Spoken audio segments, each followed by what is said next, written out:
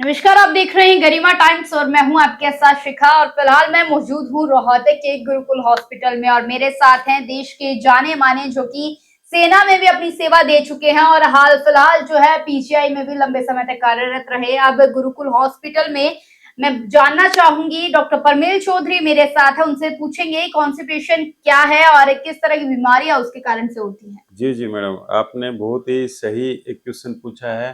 देखिए, कई सारी बीमारियों की जड़ है कॉन्स्टिपेशन, कब्ज़। मतलब बिल्कुल। मल अच्छे से बाहर मतलब नहीं उतर पाता है, दर्द रहता है या कुछ पेशेंट्स में जैसे प्रत्येक दिन नहीं जा पाते। देखिए, क्या होता है नॉर्मली जो हमारी डॉक्टर की भाषा में अगर मैं समझाऊँ तो दिन में 1 बार मतलब मल त्यागना या फिर 3 दिन में 1 बार त्यागना भी डॉक्टरी भाषा में कहता है कि वो अपना जीवन थोड़ा-सा नॉर्मल जी सकता हम्म। है ना?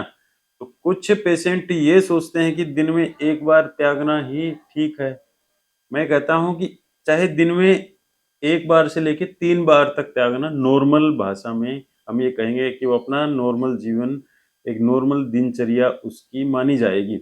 मतलब वो हम्म। उसको 1 बार जाता है या 3 बार जाता है, वो एक नॉर्मल है उसके शरीर के लिए। जैसे जो छोटा बच्चा होता है 2 ढाई साल का हम्म। या 1 साल का होता है, तो वो कई बार खाना खाता है। हम भी कई बार दिन में खाना खाते हैं, पीते हैं, जूस पीते हैं या कुछ न कुछ खाते रहते हैं।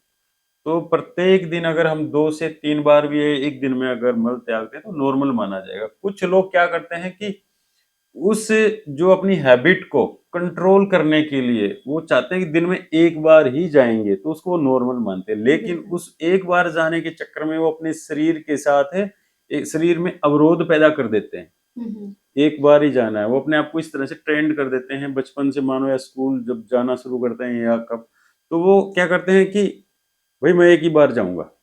तो उस चक्कर में क्या होता है कि जो मल आके उनको जब उनको अर्ज होती है मल त्यागने की, उसको रोक लेते हैं। हम्म। तो एक तरह से उसको वेग को, एक गति को रोक दिया उन्होंने। तो वहाँ पे पड़ा-पड़ा मल क्या करता है, जो स्टोरेज होता है, रेक्टम है, सिग्मोइड कोलोन है, वहाँ पे जाके स्टोरेज हो जाती है। वहाँ पे सख्त होता चला जाता है, सख्त। जैसे अभी हम्म। 4 घंटे में इतना सख्त, क्योंकि वहाँ पे क्या होता है पानी का एब्ज़ॉर्प्शन, पानी जो शरीर होता है बड़ी आंतड़ियों में, जो खाने-पीने से तो मल बनेगा, तो उस मल में से पानी चूसती रहती हैं आंतड़ियाँ। हम्म। तो आंतड़ियाँ जब तक वो मल वहाँ रखा रहेगा, वो आंतड़ियाँ और ज़्यादा उसमें से पानी को मतलब उसको ड्राई कर देंगे, और ड्राई कर देंगे तो क्या होगा, सूख जाएगा, सूखेगा तो वो बड़ी मुश्किल से बाहर निकलेगा। और अगर वो बड़ी मुश्किल से बाहर निकलेगा तो पेशेंट को ज़ोर भी लगाना पड़ेगा, है ना? हम्म। वो ज़ोर लगाने जो ज़ोर आज़माइश वाली जो स्थिति पैदा हो जाती है, उसी को एक पेशेंट क्या समझने लगता है कि जी उसको तो कॉन्स्टिपेशन है, उसको तो कब्ज़ है। बिल्कुल। जबकि उसने क्या किया कि जो जो सॉफ्ट मल होना था, मान लिया वो 6 घंटे में 1 बार मल जाता या 12 घंटे में भी चला जाता, लेकिन उसने 24 घंटे तक उसको रोक के रखा। और वो 24 घंटे वाला जो चक्कर है, वो कोई लोग मन में ये भ्रम बैठा रहता है कि हम एक ही बार जाएँगे जी, सुबह-सुबह जाते हैं बस।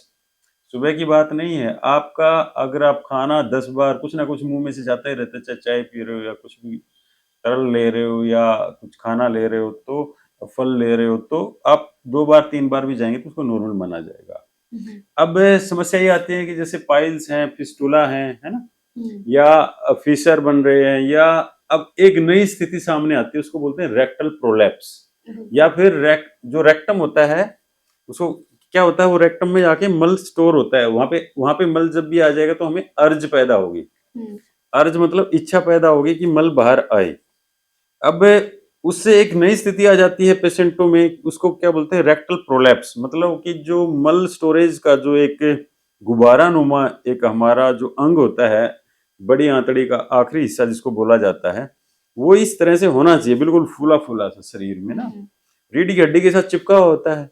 कुछ लोग भले ही किसी वजह से भी कॉन्स्टिपेशन है, चाहे वो डायबिटीज़ की वजह से है, चाहे हाइपोथायरायडिज़्म की वजह से है या हार्मोन्स की वजह से है ना? हम्म। जैसे कुछ महिलाओं के हार्मोन्स होते हैं प्रोजेस्टेरोन और एस्ट्रोजन, उसकी वजह से भी महिलाओं में क्या होता है, एक रूटीन थोड़ा-सा डिफरेंट होता है पुरुषों के मुकाबले, ठीक है? तो ये जो रेक्टम है, इसके अंदर मल होगा और उसके लिए हमें अगर ज़ोर आज़माइश करनी पड़ रही है, मान लिया हम टॉयलेट सीट पर बैठे हैं 2 मिनट 3 मिनट से ज़्यादा, तो आपने देखा ना कि नीचे जो पेल्विक जो हमारा एक तरह से केज बना हुआ है, एक पिंजरा सा बना हुआ है जिसमें दोनों तरफ ये कूल्हे की हड्डियाँ होती हैं हमारी, बटक की जो हड्डियाँ सी होती हैं, और नीचे जो हमारी फीमर बोन होती है, जो जो हमारी टांग की जो बड़ी हड्डी है, वो जॉइंट्स होते हैं। सामने जो हमारे पेशाब की जो थैली होती है और उसके पीछे ये रेक्टम होता है, या महिला में यूट्रस भी होता है, तो सारी एक ही जगह पर है। और हम अगर टॉयलेट में बैठ के ज्यादा समय लगा रहे हैं तो एक नई स्थिति हो जाती है, वो होते हैं कि रेक्टम के अंदर सिलवटें बन गई हैं। रेक्टम मतलब जो जहाँ पे ये मल स्टोरेज होता है निकलने से पहले, तो वहां पे सिलवटें बननी शुरू हो जाती है। ये देखिए, अब हर एक में कुछ ना कुछ डिफरेंस है इसमें ना।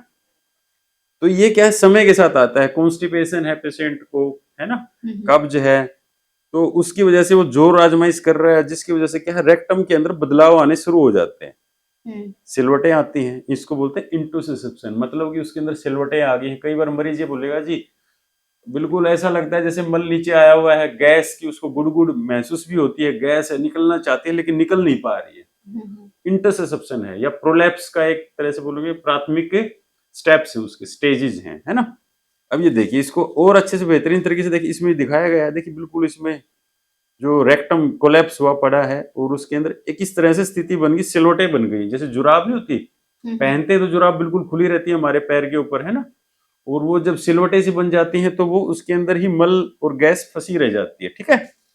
अब ये देखिए, अब ज्यादा जोर आजमाइश करता है पेशेंट तो वो कुछ हिस्से बाहर आने लगते हैं, जिसको अक्सर क्या समझता है कि मस्से बाहर आ गए, किसी झोला छाप के पास जाता है या कहीं से कटवा लेता है, धागे वागे बंधवा लेता है। लेकिन ये क्या होता है, म्यूकोसल प्रोलैप्स, मतलब कि जो रेक्टम का जो कुछ पार्ट होता है वो बाहर आ जाता है और वो बाहर आके एनल ओरिफिस में फंस जाता है।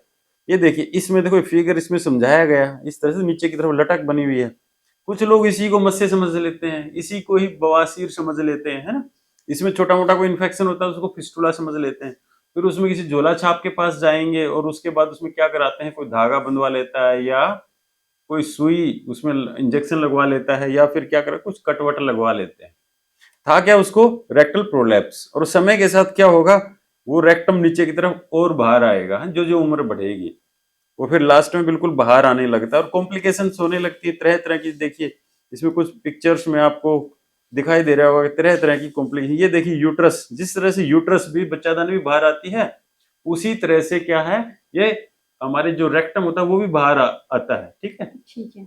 मतलब ये एक स्थिति होती है जिसको रेक्टल प्रोलैप्स बोला जाता है, कॉन्स्टिपेशन से ही रिलेटेड है, या कॉन्स्टिपेशन का ही एक अगला रूप है। इसे सुधारा कैसे जा उसको सुधारा इस तरह से जा सकता है, एक तो खान पान में सुधार किया जा सकता है। प्रत्येक दिन 8 किलोमीटर की सैर कीजिए, है ना, व्यायाम कीजिए। सर कॉन्स्टिपेशन को लेकर प्रिकॉशन क्या क्या? जी जी, कॉन्स्टिपेशन को लेके सबसे पहले तो क्या है, मोटे अनाज का सेवन, सुपर फूड भी जिसको बोला जाता है, जिसमें प्रोटीन ज्यादा होते हैं, जैसे कि चना है, मूंग है, मोट है, बाजरा है, उसका आप दलिया बना सकते हैं, उसको सब्जी के रूप में, मतलब अलग अलग प्रकार के व्यंजन आप बना सकते हैं, खिचड़ी के रूप में खा सकते हैं, उसको अंकुरित करके भी खाया जा सकता है ना, उसको बॉयल करके, जैसे हम जिसको देसी भाषा में बोलते हैं बाकली बनाना, है ना, मिक्स करके बाकली बना सकते हो। उसके अंदर कभी ये आप जैसे आपके जो फल होते हैं, जैसे अनार है, सेब है, खीरा है, जो सबसे सस्ता आपके पास विद्यमान कोई भी फल है, तो उसमें आप काट के उसमें डाल सकते हैं, है ना। उसमें हरी मिर्च या इस तरह से चीजें मिक्स करके आप खा सकते हैं, जिसमें मोटा अनाज भी हो, जिसमें प्रोटीन की मात्रा भी हो, है ना, जिसमें फल हो, जिसमें सलाद हो, ये सारी चीजें आप ले सकते हैं, ठीक है। बॉइल्ड कोई भी अनाज होगा वो आंतड़ियों के साथ कम चिपकेगा कम।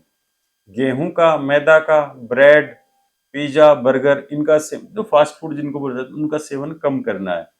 लगातार लंबी सीटिंग नहीं करनी है। लगातार आप लंबी सीटिंग रहेंगे तो आपको छोटी मोटी अर्ज होगी, मतलब आपको मल त्यागने की इच्छा भी पैदा होगी, तो आप भूल जाओगे, बीच में बिजी रहोगे। जैसे सिटिंग जॉब है, कंप्यूटर की जॉब है आपके पास, या आप फोर्सेज में हैं, पैरामिलिट्री में, मिलिट्री में हैं, या इस तरह का आप है कि आप बिजी इतने रहते हैं, ड्राइवर्स के साथ बहुत ज्यादा समस्या होती है। इसलिए समस्या नहीं होती कि उनके कोई हार्मोन्स के डिस्टर्बेंस हैं या फिर उनकी बॉडी में कुछ, उन्होंने अपनी जो आंतड़ियों की ट्रेनिंग ही इस तरह से कर दी कि एक ही बार जाना है टॉयलेट, तो भाई आंतड़ियां अपने आपके हिसाब से नहीं चलेगी। इंटेस्टाइन को या तो इस तरह की ट्रेनिंग मत दो कि वो एक बार निकलेगा तो ड्राई हो चुका होगा, सूख चुका होगा मल, तो उसको त्यागने में ज्यादा जोर लगेगा, है ना। ज्यादा जोर लगाएंगे तो वही होएगा कि ये रेक्टल प्रोलैप्स की समस्याएं लेके पेशेंट आते हैं फिर बाद में, है ना। जैसे ये बाहर तक आ जाते हैं, शुरू में वो सोचते हैं कि मस्से हैं, मस्से नहीं होते ये कई बार, हम्म। ये म्यूकोसा मतलब उसका पार्ट होता है रेक्टम का।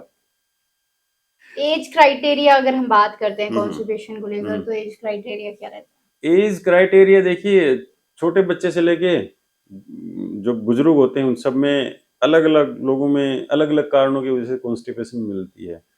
रेक्टल प्रोलैप्स या इंटरसेप्शन जो मैं बोल रहा हूँ ना, वो भी हर उम्र के इनमें मतलब मिलता है। जैसे बच्चों में मिलता है, कॉलेज गोइंग स्टूडेंट्स में मिलता है, महिलाओं में, पुरुष सब में मिलता है, लेकिन डायग्नोसिस नहीं हो पाती है, उन्हें खुद भी समझ में नहीं आता है। है? और न वो सोचते हैं कि छोटी मोटी कोई बीमारी है, इसका हम किसी झोला छाप से घर घर में भी नहीं बताते हैं एक्चुअली।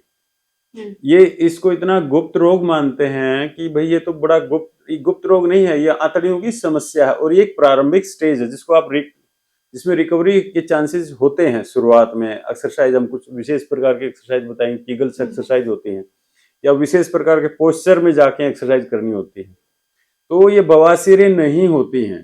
ठीक है। हाँ, फिस्टूला तब बन जाता है जब आप इसमें कोई इंजेक्शन लगवा लेंगे, कुछ जिसमें कोई एसिड वैसिड मिला के कोई झोला छाप लगा देता है, फिर इसमें एक सुराख बन जाता है, उसमें से पस निकलती रहती है, फिस्टूला बन जाता है। फिस्टूला एक अलग स्थिति है, बवासीरें बिल्कुल अलग होती हैं। कोई भी नीचे की तरफ मस्सा निकलने वाला जरूरी नहीं है कि वो एक बवासीर हो।